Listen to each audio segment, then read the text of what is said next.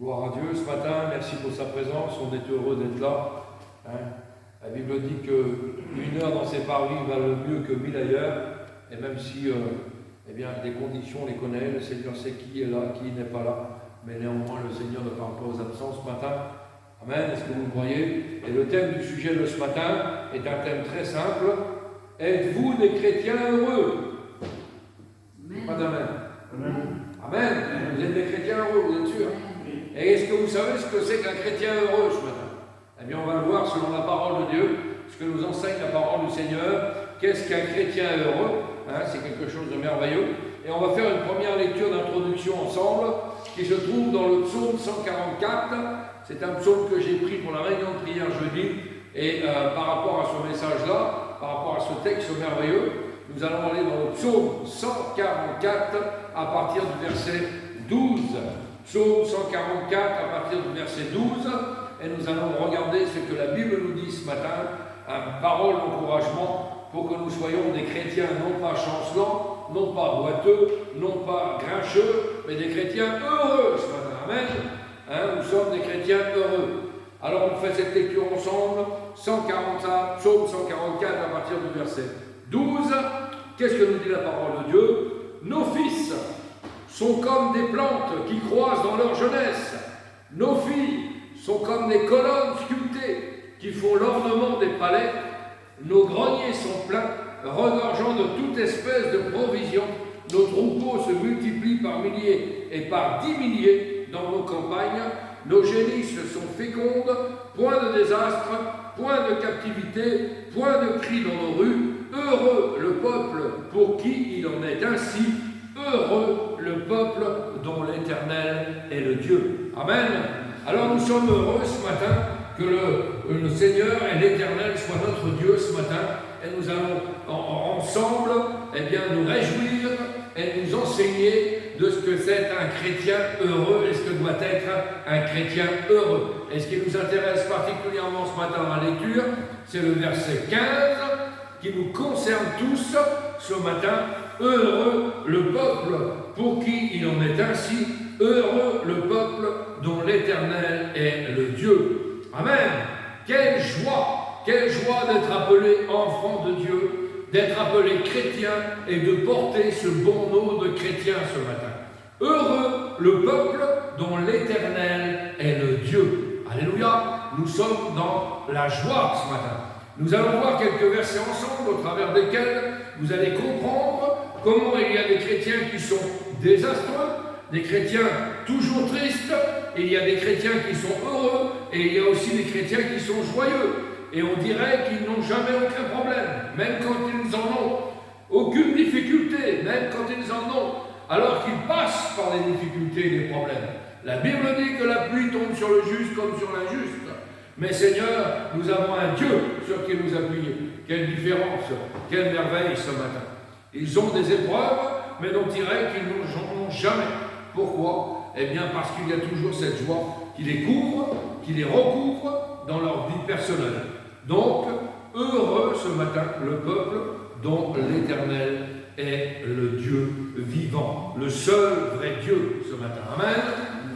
Vous savez, Israël, le peuple d'Israël était heureux en comparaison avec les nations païennes qui les entouraient. Et évidemment, on sait que les païens à l'époque sacrifiaient leurs enfants à Moloch. Vous trouverez ça dans l'Ancien Testament. Ils mettaient leurs bébés sur des autels qui étaient enflammés devant une statue avec des bras. Et régulièrement, on mettait des bébés, on faisait beaucoup de bruit autour avec des danses pour ne pas écouter les cris de ces bébés. Ces sacrifices avaient lieu pour apaiser la colère des faux dieux envers le peuple. Chers amis, c'est quelque chose d'inimaginable à notre époque et vous vous dites cela. Mais il faut savoir qu'aujourd'hui, notre génération actuelle fait encore pire que ça. Pire que ça. On offre des millions de bébés au travers de l'avortement au Dieu du sexe, au Dieu du plaisir personnel, du bien-être personnel. Eh bien, c'est exactement le même Dieu auquel ils offrent ces bébés. Le Dieu Moloch n'a pas disparu. Si ce n'est pas le même nom, c'est le même péché qui se répète aujourd'hui encore et encore. Et on voit qu'à côté de cela, Israël, le peuple de Dieu, ne faisait pas de choses semblables. Et ceux qui adoraient le Seigneur, à côté de cela, eh bien, étaient véritablement heureux. Ils étaient dans le bonheur, entourés de la présence de Dieu, avec l'approbation du Seigneur. C'est quelque chose de merveilleux.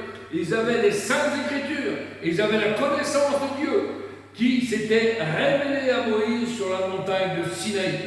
Et on sait qu'en comparant les païens et le peuple de Dieu, il y a toute une différence. Toute une différence entre ceux qui ne connaissent pas Dieu et ceux qui connaissent Dieu. Heureux le peuple dont l'Éternel est le Dieu ce matin. Nous ne pouvons pas dire cela dans nos pays occidentaux à nous aujourd'hui.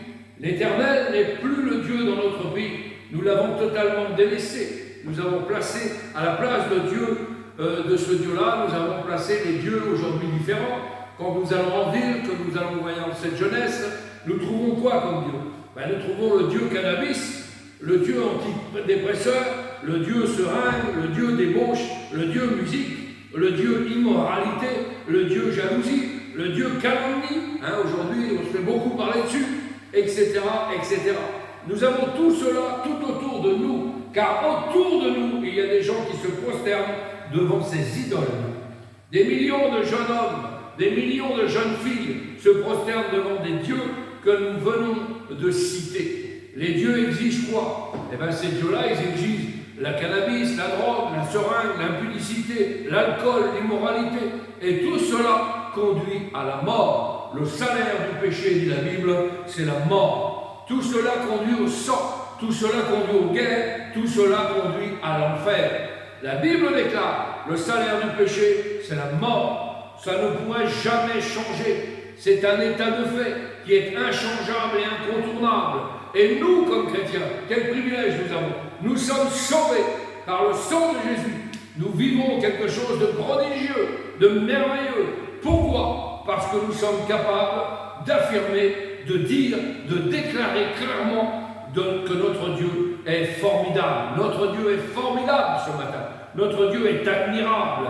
Notre Dieu est prodigieux. Et au travers de la peur qui nous grandit dans le monde entier, nous, comme chrétiens, nous avons la paix. Plus que cela, nous avons la joie. Amen. Parce que nous avons quoi? Eh bien, une espérance que les autres n'ont pas. Nous savons où nous allons.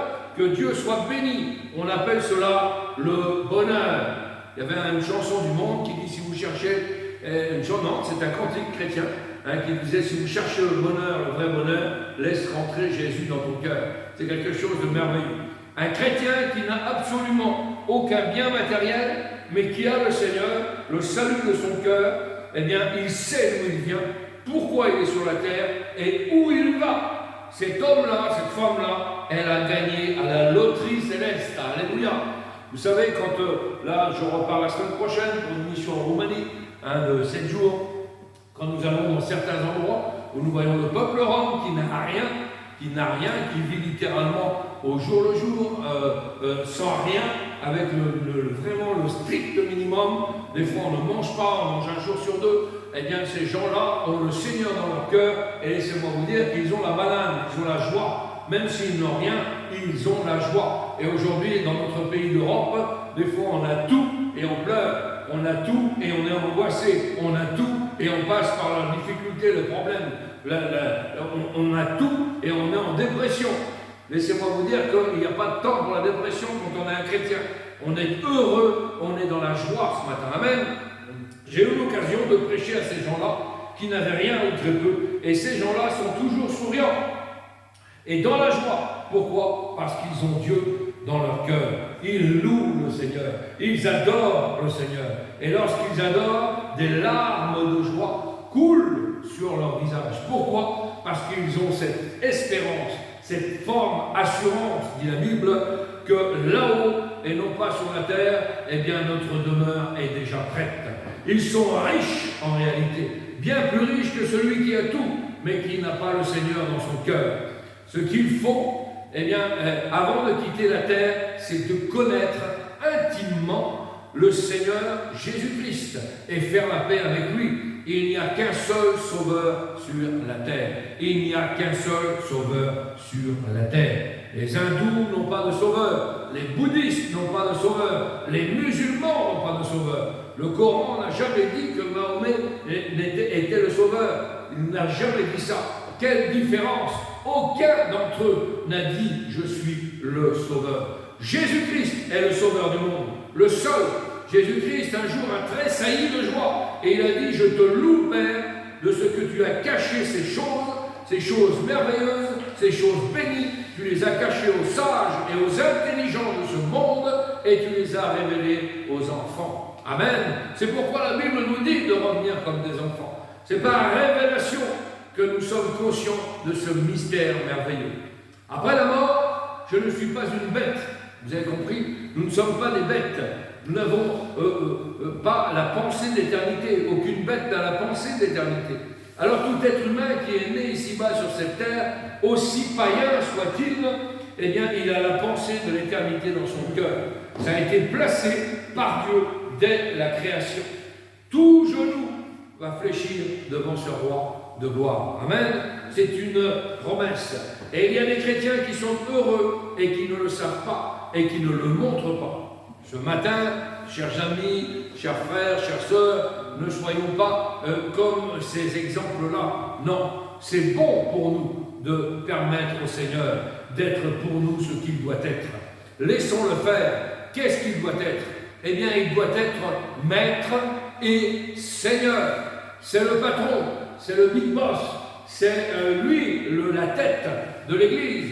Jésus a dit dans Jean 13, verset 13, « Vous dites que je suis maître et Seigneur, et vous dites bien, car je le suis. » C'est le seul, car nous permettrons à Jésus de montrer, de s'asseoir sur le trône de notre vie personnelle, car nous laissons Christ s'asseoir sur le trône de notre cœur et régner sur nos désirs, sur nos volontés, sur notre vie personnelle, intime, sur nos souhaits.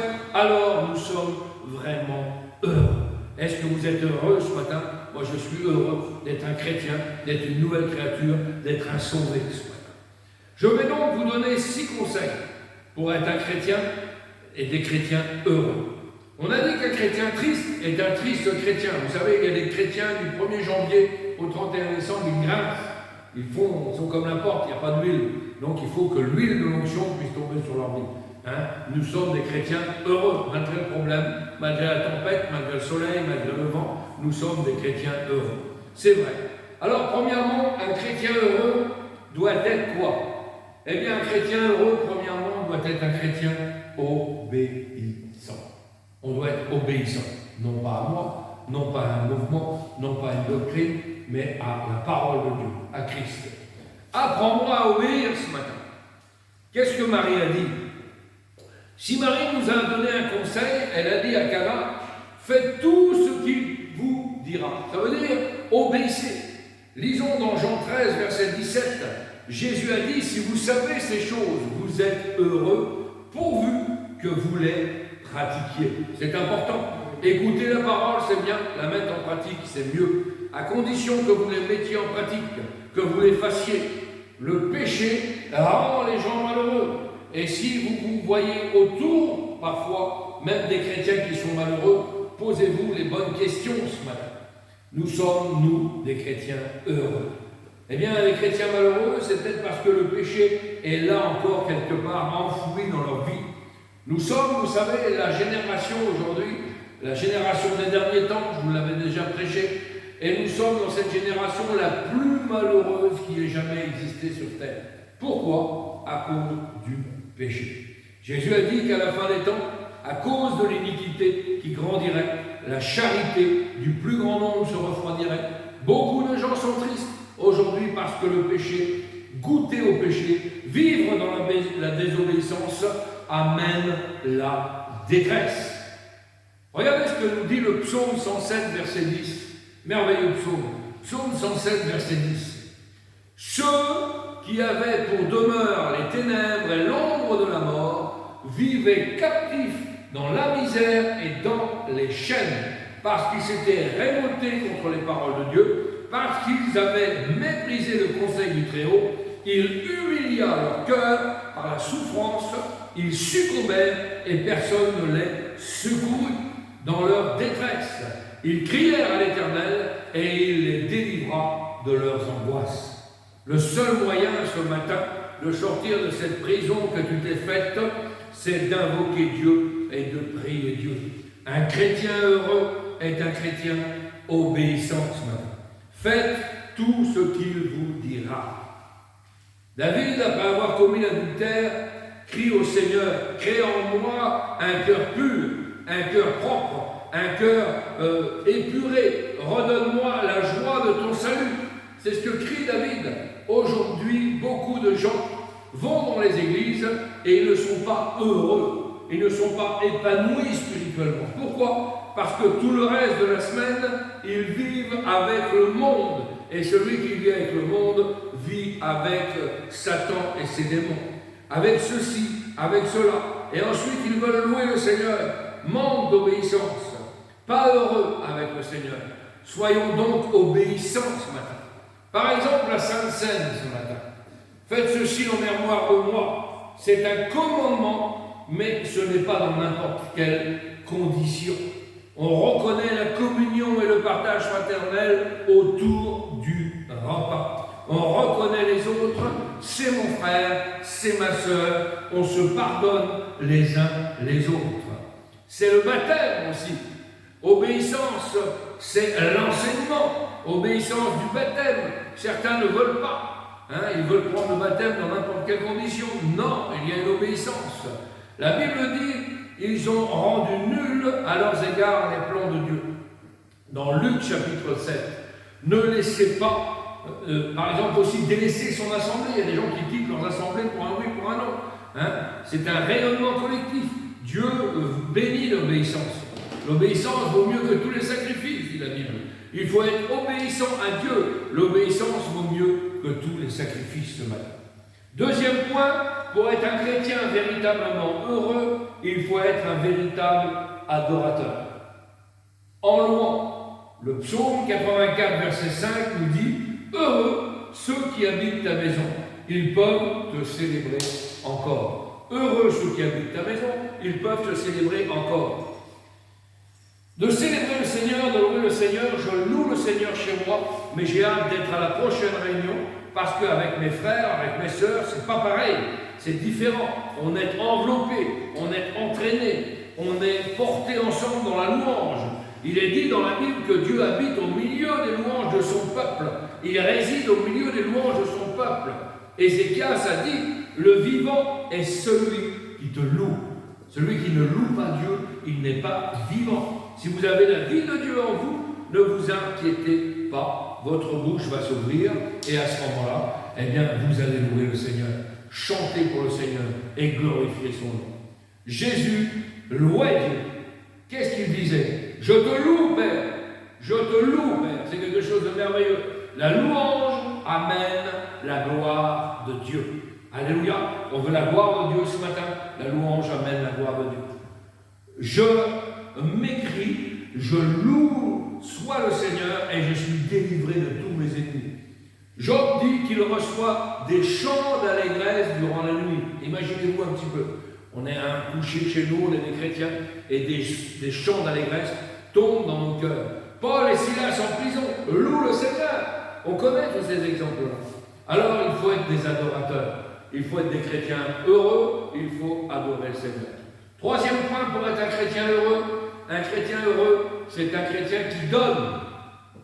Un chrétien heureux, c'est un chrétien qui donne, c'est-à-dire les dîmes et les offrandes. Dîmes, ça vient du mot 10, 10% pour votre église. Pour certains, c'est un racket, surtout pour l'église catholique romaine, une petite pièce dans le tronc. Mais la Bible nous enseigne qu'il y a une bénédiction pour le chrétien à payer ses dîmes au Seigneur. L'argent, c'est à lui. L'or, c'est à lui, dit la parole. L'argent que Dieu vous donne par votre travail, eh bien, 10% de ce revenu revient au Seigneur. Dieu déclare dans sa parole que les gens le volent. Vous me volez, dit Dieu. Dans les dîmes, dans les offrandes, apportez vos dîmes dans la maison et vous verrez si je n'ouvre pas pour vous les écluses du ciel. Et si je ne répands pas sur vous la bénédiction en abondance. Quand on aime le Seigneur, eh bien c'est ce qu'il faut faire. Il nous a sortis du monde, il nous a donné son amour, il nous a sauvés, il nous prépare une place dans le ciel. Alors, si sa parole nous dit de faire ça, eh bien je veux le faire. Exemple, je tiens ce principe depuis que je suis chrétien, et je n'ai jamais manqué à Dieu. Pas toujours facile, mais nous n'avons manqué de rien depuis que nous sommes au Seigneur. De rien. Ça n'a pas toujours été simple, il y a des moments beaucoup plus durs, mais nous n'avons jamais manqué de rien. Dieu aime celui qui donne avec joie. Seigneur, voilà, je suis content, j'ai donné ce qui ne m'appartient pas, mais ce qui t'appartient à toi. Parce que tout ce que nous avons nous vient de Dieu. Nous ne faisons que de redonner un pourcentage à notre Dieu. C'est quelque chose. Vous avez tant, mais ce que vous avez là, ce que vous avez reçu en salaire, c'est Dieu qui a permis ça. Alors comme c'est Dieu qui a permis ça, je redonne un pourcentage à Dieu. Comprenez? L'œuvre de Dieu marche aussi comme cela. C'est biblique, c'est un enseignement biblique. Un quatrième point pour être un chrétien heureux, c'est un chrétien confiant. Amen. Heureux celui qui se confie dans le Seigneur. Heureux celui qui se confie dans le Seigneur. Celui qui se confie dans l'Éternel est heureux. Proverbe 16, verset 20. Notre joie sera enlevée si nous ne faisons pas assez confiance à Dieu. Vous savez, un exemple merveilleux. Pierre était heureux quand il a enjambé la barque et qu'il a marché sur l'eau, comme du béton. Pourquoi? Parce qu'il faisait confiance à son Dieu. Et quand on fait confiance à notre Dieu, il ne peut rien nous arriver. L'eau, quand Pierre descend sur cette mer qui nous représente le monde, c'est du béton. C'est quelque chose de dur, de solide, de vrai. Quand nous regardons, eh bien, le Seigneur, nous pouvons avancer dans la gloire de Dieu. Alléluia! C'est quelque chose de merveilleux. Et le moment où il a eu confiance en lui-même, il a coulé. La preuve. Donc, la marque de confiance peut vous faire couler. C'est quelque chose de merveilleux. Tant que vous avez confiance en lui, vous ne coulerez jamais, dit la parole de Dieu. Enfin, un chrétien heureux, c'est un chrétien qui sert. C'est quoi un chrétien qui sert? C'est un chrétien actif. C'est un chrétien qui est actif, heureux, l'homme qui ne marche pas selon le conseil des méchants, mais qui trouve son plaisir dans la loi de l'Éternel, qui sert le Seigneur. Un chrétien inactif perd très vite sa joie. Jésus n'a pas seulement dit « venez à moi », mais il a dit aussi « prenez mon joug sur vous, recevez mes instructions et vous trouverez du repos dans mon âme ». Pour vos âmes, excusez-moi. L'apôtre Paul, le jour où il a été sauvé, a dit quoi? « Seigneur, que veux-tu que je te fasse ?» Il faut avoir les yeux ouverts et être prêt à servir. Servir, ça veut dire quoi? Être serviteur et servante de l'Éternel, c'est quelque chose de merveilleux. Il faut passer à l'action. Nous avons tous reçu des talents. Il faut les mettre en valeur, il faut les faire valoir. Il y a trop de chrétiens paresseux. Un chrétien paresseux, il coule. C'est quelque chose c'est biblique. Hein, un peu d'assouplissement, un peu les bras croisés, et une ruine soudaine vous surprendra. Et enfin, dernier point, sixième point. Pour être un chrétien heureux, c'est un chrétien qui espère. Est-ce que vous espérez? Beaucoup trop d'églises ne parlent jamais du retour de Jésus, alors que le retour de Jésus est imminent, il est proche, il est pour très bientôt. Le Seigneur a déjà la main sur la poignée de la porte. Et donc, il faut que ce chrétien-là, eh bien, soit conscient qu'il y a le retour du Seigneur pour très bientôt. Les chrétiens n'espèrent pas, ils n'attendent pas le retour du Seigneur. On parle avec des anciens chrétiens, oui, oh, ça fait 60 ans, ça fait 70 ans qu'on dit que le Seigneur revient bientôt. Alors oui, le Seigneur revient bientôt. Heureux ces serviteurs que son maître à son arrivée trouvera, faisant comme veillant, priant et attendant. Alors attendons le Seigneur ce matin. Soyons dans cette ferme assurance du retour du Seigneur ce matin. Le Seigneur, le retour est proche. Alléluia. Merci Seigneur. On prie Seigneur sur ces mots. Vous êtes des chrétiens heureux ce matin. Vous voulez avoir reçu cet enseignement ce matin. Eh bien merci Seigneur pour ces paroles. Merci pour ces conseils qui viennent de la parole de Dieu. Vous soyez bénis ce matin, que vous soyez enrichis ce matin. On va louer le Seigneur, on va prier le Seigneur ce matin, et puis on pourra élever nos voix, et on pourra prier pour Dieu ce matin. Alléluia. Seigneur, nous voulons te bénir, te rendre grâce, te dire